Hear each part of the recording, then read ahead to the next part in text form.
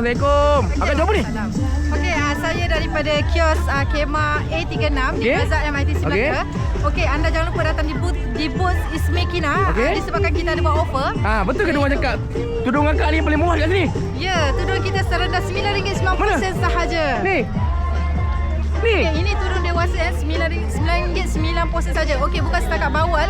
Kita ada aneka tudung, tudung kanak-kanak, tudung bidang besar, instant, sarung. Okey, pastikan dapat di sini untuk dapatkan harga mampu milik. Baik. Okey, ni semua kita ada kanak-kanak. Kita ada yang bercorak, kita ada shawl chiffon, kita ada untuk sarung. Sarung kita ada aneka sarung. Sarung baby pun kita ada daripada zero.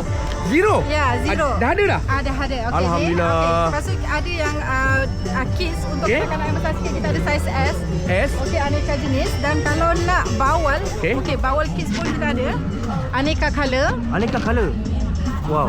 Ini kalau baby anak yang pakai ni jahat rupa dia kak. Cantik ni. Okey, bukan setakat tu je, kita ada telekong. Telekong kita offer. Okey, letak je harga 65. Nak harga murah, inform je bahagian cashier. Okey, ada shawl, kita ada sarung. Kita ada aneka bawal. Bawal pun kita ada grade. Ada yang serendah RM9.90, ada yang RM15, ada yang paling mahal pun kita ada yang betul-betul kualiti premium yang harga butik biasanya jual ribu-ribu, kita hanya jual harga mampu milik sahaja di Kemah A36 Bazar MITC Melaka. Kau buka? Okey, kita start buka daripada pukul 6 petang sehingga pukul 2 pagi. Last dia ke? Last pukul 2, kita sampai ke malam raya. Okey, lain sekali kak ramai kak Allah Akbar. Mana tak ramai kak murah sangat? Tudung paling murah geng dekat MITC. Korang kena datang. Tudung paling jahat ni. Murah-murah ni.